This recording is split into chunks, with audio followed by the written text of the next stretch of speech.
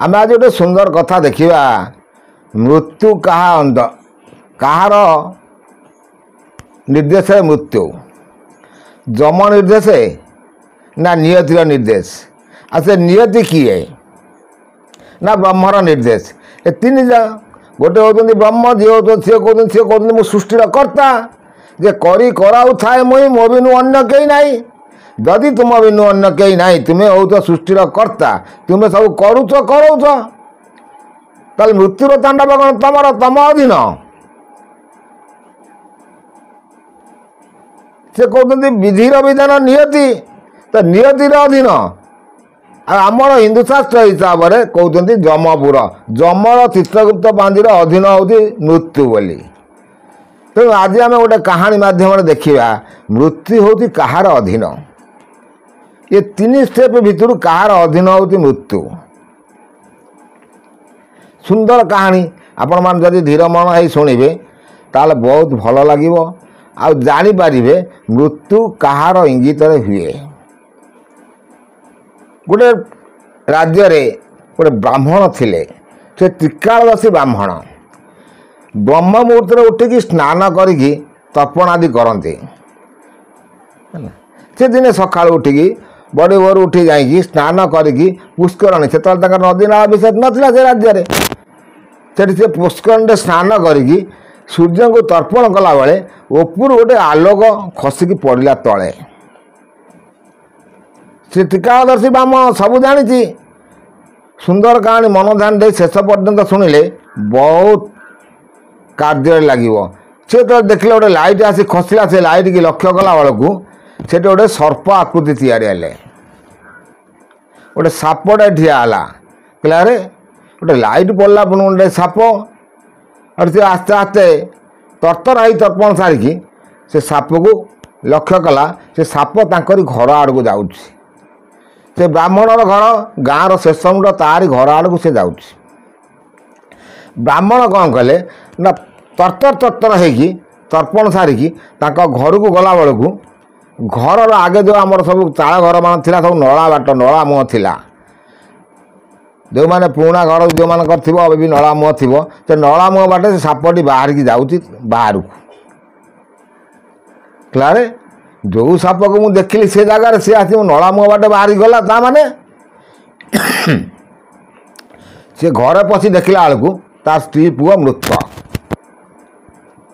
से साप किंतु सी आसला पूर्वर जो जगार साप होता ऊपर जो आलोक पिंड आसिक जो जगार से साप आकृतिर होता से जगह को से बंदी कर आसी से ब्राह्मण बहुत ज्ञानी बहुत जानी से जगह को बंदी करके आसी जे से साप फेरले आ से साप हो पार आलोक पिंड हो पारनि के जापरनि कथाटा मन ध्यान दे शुणुवे तेणु सी जो देखला नला मुह बाट साप बाहर की जाऊँगी और सी ता पछे पछे गला से पछे पछे जाऊँगी साप आगे आगे जाऊँगी कि साप से जगार पहुँचला बेलू देखला बेलू बंदी पड़ी जगह को आठ जापरूनी से जगह को नगले सी पुणी तार जो ज्योति स्वरूप होपर को जापरनि से कहला ब्राह्मण तू मोर बंदी खोलदे मु जीवी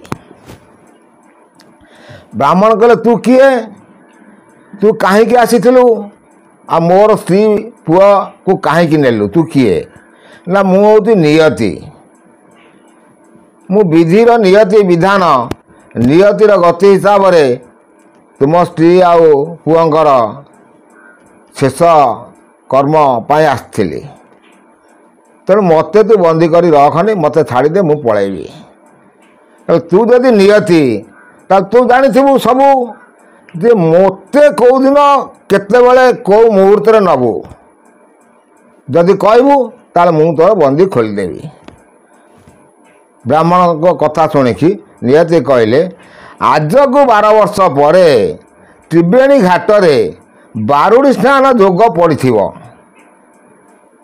सी जोगरे मु तोते कुंभीर वेशरे नेबी ब्राह्मण शुणिला ता मृत्युर वेद शुणिला जे आज को 12 वर्ष पर जे त्रिवेणी घाट रे बारुणी स्नान जोग पड़ी କାରଣ 12 ବର୍ଷରେ ଥରେ କୁମ୍ଭମେଳା ହୁଏ। କୁମ୍ଭମେଳା ଯେଉଁ ତ୍ରିବେଣୀ ଘାଟ ଦେଇ ହୁଏ ସବୁ ସେ କୁମ୍ଭମେଳା ସେଇ ତ୍ରିବେଣୀ ବାରୁଣୀ ସ୍ନାନ ଯୋଗ ପଡ଼ିଥିବ। ସେଇ ବାରୁଣୀ ସ୍ନାନରେ ମୁଁ ତୁମକୁ କିମିର ବେଶରେ ନେବି। କିମିର ବେଶରେ ସେ ନେବ ବୋଲି ସେ କହିକି କହିବାରୁ ଏଥର ତା ରାସ୍ତା ଖୋଲିଦେଲେ, ସେ ଚାଲିଗଲା। ବ୍ରାହ୍ମଣ ଚିନ୍ତା କଲା ଭଲ କଥା ହେଲା, ମୋତେ ଆସି ସେ ନେବ କିମିର ବେଶରେ। ବ୍ରାହ୍ମଣ ଆଉ ସେଇଠୁ ମନ ଦୁଃଖ କରି ସେ ଗାଁ ଛାଡ଼ିକି ଅନ୍ୟ ରାଜ୍ୟକୁ ଚାଲିଗଲା। ଦେଖନ୍ତୁ, ମୁଁ ଆପଣମାନଙ୍କୁ କହି ଆସିଛି ସମୟ ଆଉ କାଳ ଆଉ ବ୍ରହ୍ମ ତା'ର ବିଧାନ ସିଏ ଅତି ସୂକ୍ଷ୍ମରେ ସେ ସଚରାଚର ଜଗତକୁ କଣ୍ଟ୍ରୋଲ କରୁଛି। ବୁଝିବାକୁ ଚେଷ୍ଟା କରନ୍ତୁ ଲୋକମାନେ, ଜ୍ଞାନରେ ଦେଖନ୍ତୁ। ଆପଣ ଗୀତା ପଢ଼ନ୍ତୁ, ଭାଗବତ ପଢ଼ନ୍ତୁ, ପୁରାଣ ପଢ଼ନ୍ତୁ, ଶାସ୍ତ୍ର ପଢ଼ନ୍ତୁ, ଯାହା ପଢ଼ନ୍ତୁ, ଜଣେ କେହି ନାହିଁ କେହି ଗୋଟେ ଐଶ୍ୱରିକ ଶକ୍ତି ଅଛି ଯିଏକି ସବୁ ସେ କଣ୍ଟ୍ରୋଲ କରୁଛି।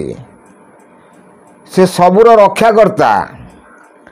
ତେଣୁ ସିଏ କହିଦେଇଛି ଯେ ମୁଁ ବାରୁଣୀ ସ୍ନାନରେ ତୋତେ ନେବି ବୋଲି। ତେଣୁ ବ୍ରାହ୍ମଣ ସେ ରାଜ୍ୟ ଛାଡ଼ିକି ଅନ୍ୟ ରାଜ୍ୟକୁ ଚାଲିଗଲା। ତେଣୁ ସିଏ ତା'ର ମୁଣ୍ଡ ଖର୍ଚ୍ଚ କରୁଛି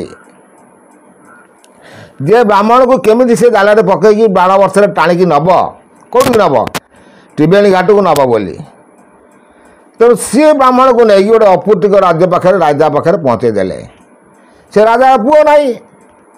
ସେ ରାଜା ବ୍ରାହ୍ମଣକୁ ଦେଖି ବହୁତ ବହୁତ ସମ୍ମାନ କଲେ, ତାଙ୍କୁ ଗୁରୁ ଭଳି ମାନିଲେ, କହିଲେ ଇଏ କହିଲେ ଠିକ୍ ଅଛି ତୁମେ ପୁତ୍ରେଷ୍ଟି ଯଜ୍ଞ କରିକି ପୁତ୍ରପ୍ରାପ୍ତ ହୁଅ। ସେ ସବୁ ସାଙ୍ଗେ ସାଙ୍ଗେ ଯଜ୍ଞର ଆୟୋଜନ କରିକି ପୁତ୍ରଟିଏ ପ୍ରାପ୍ତି ହେଲେ। ଯଦି ରାଜା ପୁଅଟି ପାଇଲେ, ଅପୁଷ୍ଟିକ ରାଜା ଯେତେବେଳେ ପୁଅ ପାଇଲା ବହୁତ ଖୁସି ହେଇଗଲେ। ସେ ବ୍ରାହ୍ମଣକୁ କହିଲେ ଆପଣ ମୋର ପିଲାଙ୍କର ଗୁରୁ ଭଳି ରହିକି ପିଲାକୁ ଶିକ୍ଷାଦାନ ଦିଅନ୍ତୁ। ଦେଖନ୍ତୁ ଆଜ୍ଞା, କାଳର କବଳରେ କେମିତି ମନୁଷ୍ୟ କବଳିତ ହେଉଛି। ସେ ବ୍ରାହ୍ମଣ କ'ଣ କଲେ ନା ସେ ରାଜା ପୁଅକୁ ଶିକ୍ଷା ସବୁ ପ୍ରଦାନ କଲେ। ରାଜା ପୁଅ 11 ବର୍ଷ ବୟସରେ ସମସ୍ତ ବିଦ୍ୟାରେ ପାରଙ୍ଗମ ହେଇଗଲେ। ଏ ବ୍ରାହ୍ମଣ ପାଖରେ ସବୁ ଜ୍ଞାନ ଥିଲା। ଯୁଦ୍ଧ ବିଦ୍ୟା ପାଖରୁ, ଶାସ୍ତ୍ର ବିଦ୍ୟା ପାଖରୁ ସବୁ ବିଦ୍ୟା ସେ ଶିଖେଇ ପାରିଲେ। ତେଣୁ ସିଏ ଶିଖିଲା ଦ୍ୱାରା ବ୍ରାହ୍ମଣ 11 ବର୍ଷ ଆଉ 12 ବର୍ଷ ପୂଜାକୁ ଅଳ୍ପ ସମୟ ଅଳ୍ପ ଦିନ ବାକି ଅଛି। ରଜା ପୁଅ କହିଲେ ତା ବାପାକୁ ମୁଁ ସବୁ ବିଦ୍ୟାରେ ପାରଙ୍ଗମ, ମୁଁ ଟିକେ ଦେଶ ଭ୍ରମଣ କରିବାକୁ ଯିବି। ଦେଖନ୍ତୁ କାଳର କରାର ଗତି କେମିତି ସେ ବୁଲେଇକି ନେଉଛି। ବ୍ରାହ୍ମଣକୁ ନେବ ବୋଲି ସେ କେମିତି ଚିନ୍ତା କରୁଛି। ସେ ରଜା ପୁଅ କିଏ ଆମେ ପରେ ଶୁଣିବା। ରଜା ପୁଅ କିଏ? ରଜା କହିଲେ ଠିକ୍ ଅଛି, ତୁମେ ଯଦି ପୁଅ ସମସ୍ତ ବିଦ୍ୟାରେ ପାରଙ୍ଗମ ଅଛ, ଘୋଡ଼ା ଶାଳରୁ ବଛା ବଛା ଅଶ୍ୱ ନେଇ ସୈନ୍ୟ ସାମନ୍ତ ନେଇ କିଛି ଖାଦ୍ୟ ସାମଗ୍ରୀ ନେଇ ତୁମେ ବୁଲିବାକୁ ଯାଅ। ନା ବାବା ମୁଁ ବୁଲିବାକୁ ସିନା ଯିବି କିନ୍ତୁ ଗୁରୁଙ୍କୁ ସାଙ୍ଗେ ନେଇଯିବି। ଆଠୁ ଗୁରୁଙ୍କୁ ଯେତେବେଳେ କହିଲେ ଯେ ଗୁରୁଦେବ ମୁଁ ଆପଣଙ୍କୁ ସାଙ୍ଗରେ ନେଇକି ଯିବି। ଗୁରୁ କହିଲେ ପୁଅ ମୁଁ କୁଆଡ଼େ ଯିବି ନାହିଁ। କହିଲେ କାହିଁକି ଯିବ ନାହିଁ? ନା ତୁମେ ଯଦି ବାଟରେ ବୁଲିକି କୌଣସି ନଦୀ କୂଳକୁ ଯାଅ, ମୁଁ ନଦୀ କୂଳକୁ ଯିବି ନାହିଁ। କହିଲେ ତୁମେ ନଦୀକୁ ଯିବା କିଛି ଦରକାର ନାହିଁ, କ'ଣ ପାଇଁ ଯିବ? ତୁମେ ଆମ ସାଙ୍ଗରେ ଯିବ, ନଦୀ ପାଇଁ କାହିଁ ଚିନ୍ତା କରୁଛନ୍ତି? ମୋର ସୈନ୍ୟ ସାମନ୍ତ ଘୋଡ଼ା ସବୁ ନେଇକି ଯାଉଛି। ବ୍ରାହ୍ମଣ କହିଲେ ହଉ ପୁଅ ଚାଲ। ଚାଲିଲେ।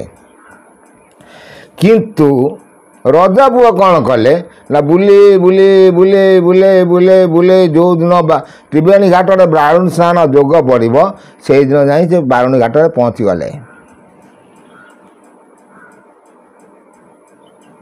ଦେଖନ୍ତୁ ଏଠି ଯମର ଅଧୀନ ନା ନିୟତିର ଅଧୀନ ନା କାଳର ଅଧୀନ ନା ସମୟର ଅଧୀନ?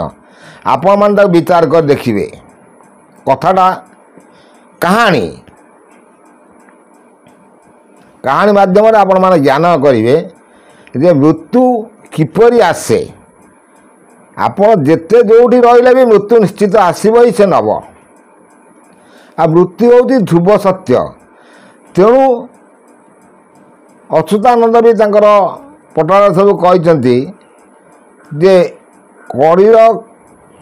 କରାଳ ଚକ୍ରରେ ଯେଉଁ ବୁଲିବାରୁ ଇଏ ହେଉଛି ମର୍ତ୍ତ୍ୟପୁର ନୁହଁ, ଇଏ ହେଉଛି ମୃତ୍ୟୁପୁର ହେବାରୁ ଇଏ ନାଁ ହେଉଛି ମର୍ତ୍ତ୍ୟପୁର। ମୃତ୍ୟୁର ପୁର ଏ ଚକ୍ରରେ ଚାଲିବାରୁ ଇଏ ହେଉଛି ମର୍ତ୍ତ୍ୟପୁର। ମର୍ତ୍ତ୍ୟପୁରର ନାମକରଣ ଜ୍ଞାନ କିଛି କିଛି କୁହ ଲୋକମାନଙ୍କୁ। ତେଣୁ ଛାଡ଼ନ୍ତୁ, ଆମେ ଯେଉଁ ଷ୍ଟୋରି ଉପରେ ଯାଉଛନ୍ତି ସେ ଗପଟା ଆମେ ଶୁଣିବା। ବ୍ରାହ୍ମଣକୁ ନେଇ ସେ ବାରୁଣୀ ସ୍ନାନର ଘାଟରେ ପହଞ୍ଚିଗଲେ। ତ୍ରିବେଣୀ ଘାଟରେ କହିଲେ ଗୁରୁଦେବ ମୁଁ ମୋର ପିତୃପୁରୁଷଙ୍କୁ ତର୍ପଣ କରିବି, ଆଜି ବାରୁଣୀ ସ୍ନାନ ଯୋଗ ପଡ଼ୁଛି ତର୍ପଣ କରିବି। କହିଲେ ଠିକ୍ ଅଛି ତୁମେ ଯାଇ ତର୍ପଣ କର। କହିଲେ ତୁମେ ନଦୀ କୂଳକୁ ଚାଲ, କାରଣ ମୁଁ କୂଳରେ ଉପରେ ରହିବି। ନା ହଁ ତୁମେ ଉପରେ ରହିବ ଚାଲ। ତାଙ୍କ ଉପରେ ରହିକି କହିବାକୁ ରାଜା ପୁଅ ଗଲେ, ସୈନ୍ୟ ସାମନ୍ତ ପଠେଇ ନଦୀର କିଛି ବାଟ ଶାଳୁଆ ଗଡ଼ ସବୁ ପୋତି ଦେଲେ। ଶାଳୁଆ ଗଡ଼ ପୋତି ସାରିଲା ପରେ ସୈନ୍ୟ ସାମନ୍ତ ସେଠି ସେ ଶାଳୁଆ ଗଡ଼ କରେ କରେ କରେ କରେ ଜଗିକି ରହିଲେ କୂଳ ପର୍ଯ୍ୟନ୍ତ। ରଜା ପୁଅ ପଶିଲେ ପାଣିକି। ବ୍ରାହ୍ମଣଙ୍କୁ ଡାକିଲେ, ଆପଣ କୂଳକୁ ଆସିକି ମନ୍ତ୍ର ପଢ଼ନ୍ତୁ, ମୁଁ ତର୍ପଣ କରିବି। କଥାଟା ମନ ଧ୍ୟାନ ଦେଇ ଶୁଣୁଥାନ୍ତୁ। ବ୍ରାହ୍ମଣ ଯେତେବେଳେ କୂଳକୁ ଲଗିକି ଅଳ୍ପ ପାଣିକି ଆସିବା ପାଇଁ ଚିନ୍ତା କଲେ, ରାଜା ପୁଅ କହୁଛନ୍ତି ମନ୍ତ୍ର ଗୁରୁଦେବ ମନ୍ତ୍ର ଶୁଭୁନି। ରାଜା ପୁଅ ବହୁତ ଚାଲାକ, ସେ ଅଣ୍ଟାଇ ପାଣିରେ ପଶିଛି। ତର୍ପଣ କରିବ ନାଭି ଉତ୍ତର ଜଳେ, କାରଣ ନାଭି ଉତ୍ତର ଜଳେ ପଶିଲେ ଯାଇ ତର୍ପଣ କରନ୍ତି। ଏ ତର୍ପଣର ବିଧି ବି ଲୋକ କମ୍ ଜାଣିଥିବେ। କାହିଁକି ନାଭି ଉତ୍ତର ଜଳେ ପଶିବେ? ଆର ଗୋଟେ ସୁନ୍ଦର କାହାଣୀ ମୁଁ ଗତ ଅଧ୍ୟାୟରେ କହିବି। ସେ ବି କହିଛନ୍ତି, ପଶିବୁ ନାଭି ଉତ୍ତର ଜଳେ ଚିନ୍ତିବୁ ମୋତେ ଅବହେଳେ। ଯେ ନାଭି ଉତ୍ତର ଜଳରେ ପଶିଲା ପରେ ଯେତେବେଳେ ମୋତେ ତୁ ଚିନ୍ତା କରିବୁ, ସେତେବେଳେ ତୋର କୌଣସି ଅସୁବିଧା ରହିବନି। କାରଣ ଇଏ ହେଉଛି ମୋ ଜୀବନର ଗୋଟେ ବଡ଼ ଇତିହାସ। ତାର କାରଣ ବି ଆପଣଙ୍କୁ କହିବି, ସେ ଷ୍ଟୋରି ବି କହିବି, କାହିଁକି ଏ କଥା କିଏ କହିଲା।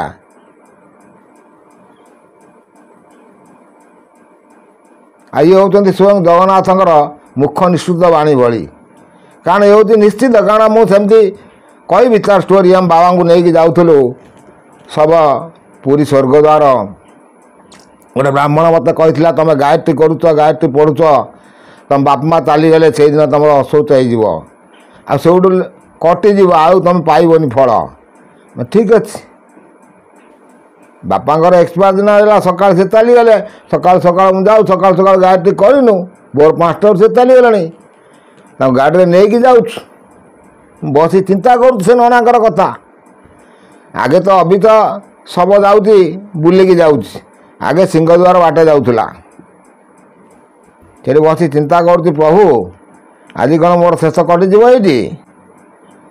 ଠିକ୍ ମନ୍ଦିର ପାଖରେ ହେଇଛି, ପଶିବୁ ନାଭି ଉତ୍ତର ଜଳେ ଚିନ୍ତିବୁ ମୋତେ ଅବହେଳେ। ମୁଁ ଆରେ ଠାକୁର ଏଇଠି ପଦ କହିଦେଲେ ଯେ ପଶିବୁ ନାଭି ଉତ୍ତର ଜଳେ। ସୁନ୍ଦର ସୁନ୍ଦର କଥା ଆପଣମାନେ ମୋର ଏଇ ଚ୍ୟାନେଲ୍ ମାଧ୍ୟମରେ ଶିକ୍ଷା ପାଇବା ସଚେତ ଚଢ଼ିବେ। କାରଣ ଆମେ ସେ ଷ୍ଟୋରି ଆଡ଼କୁ ଯିବେ। ସେ କଥା ନାଭି ଉତ୍ତର ଜଳ କଥା ପଢ଼ିପାରୁଛି। ସେ ବ୍ରାହ୍ମଣ ନାଭି ଉତ୍ତର ଜଳରେ ବସିକି ତର୍ପଣ କରୁଥିଲା ବ୍ରାହ୍ମଣ ରାଜା ପୁଅ। ତାକୁ କହୁଛି ମୋତେ ମନ୍ତ୍ର ଶୁଭୁନି। ଗୁରୁଦେବଙ୍କୁ ଡାକୁଛନ୍ତି। ଗୁରୁଦେବ କିଏ? ନା ସେ ବ୍ରାହ୍ମଣ। ତାକୁ ତ ଡାକୁଛନ୍ତି, ସେ ପାଖକୁ ପାଖ କହୁଛନ୍ତି ତୁମେ ପାଖକୁ ଆସ। আর সে কৌন নাই মু যাবি না। আর তুমি কিমিরକୁ ଡରୁଛ? ମୁଁ ତ ଶାଳୁଆ ଗଡ଼ ପୋତି ଦେଇଛି, ଚତୁଃପାର୍ଶ୍ୱ ଶାଳୁଆ ଗଡ଼ ଗଡ଼ ଖାଇ ଭଳି କରିଛି, ସୈନ୍ୟ ସାମନ୍ତ ଅଛନ୍ତି। ଆଉ ସିଏ କିମିର ଯଦି ଆସେ କାଠଗଡ଼ ଡେଇଁବ କେମିତି? ସୈନ୍ୟ ସାମନ୍ତକୁ ଡେଇଁବ କେମିତି? ସବୁ ଡେଇଁଲା ପରେ ପୁଣି ମୋତେ ଡେଇଁବ କେମିତି? ତମ ପାଖକୁ ଯିବ। ବ୍ରାହ୍ମଣ କହିଲେ ଠିକ୍ କଥା। ଦେଖନ୍ତୁ ମାୟା, ତେଣୁ ସିଏ କହିଛି ମାୟା ମୁଁ ରଚିଥାଏ ତେଣୁ ମୋ ନାମ ମାୟାଧର। ତେଣୁ ତା ମାୟାରେ ସବୁ ବାୟା ହେଇକି ବ୍ରାହ୍ମଣ ଆସ୍ତେ ଆସ୍ତେ ଆସ୍ତେ ଆସ୍ତେ ପଶି ପଶି ଗଲେ ପାଣିକି। ରାଜା ପୁଅ ଚିନ୍ତା କରୁଛନ୍ତି କ'ଣ ଅଣ୍ଟାଏ ପାଣି, ବ୍ରାହ୍ମଣକୁ ଆଣ୍ଠିଏ ପାଣି ପର୍ଯ୍ୟନ୍ତ ଆଣିଲେ ବ୍ରାହ୍ମଣକୁ ଧରିବ। କହିଲେ ଗୁରୁଦେବ ମୋତେ ଶୁଭୁନି, ଆଉ ଟିକେ ପାଖକୁ ଆସ। ଗୋଟେ ବ୍ରାହ୍ମଣ ପାଖକୁ ପାଖକୁ ଯିବା ଦ୍ୱାରା ଆଣ୍ଠିଏ ପାଣି ଯେତେବେଳେ ହେଇଛି, ସେଇ ରାଜା ପୁଅ ଆସି ବ୍ରାହ୍ମଣକୁ ଧରିଲା। କହିଲା ଗୁରୁଦେବ ଆପଣଙ୍କୁ ମୁଁ କହିଥିଲି 12 ବର୍ଷ ତଳେ ଯେ ମୁଁ ହେଉଛି ନିୟତି, ଆଉ କୁମ୍ଭୀର ବେଶରେ ତୁମକୁ ନେବି ବୋଲି, କିନ୍ତୁ ମୁଁ ନିୟତି। ତୋର ଚାଲାଖି ପାଇଁ ମୁଁ ଅପୁଟିକ ରାଜାର ପୁଅ ହେଇକି 12 ବର୍ଷ ରହିଲି। ମୁଁ ସେ ରଜାର ପୁଅ ନୁହଁ, ମୁଁ ହେଉଛି ନିୟତି ସ୍ୱୟଂ। ତତେ କାଳଥୁର ପରେ ନେବା ପାଇଁ କିମିର ସାଙ୍ଗେ ସାଙ୍ଗେ ସେ ରାଜା ପୁଅ ସେଇଠି କିମିର ହେଇଗଲା, ସେଇ ବ୍ରାହ୍ମଣକୁ ନେଇ ଚାଲିଗଲା।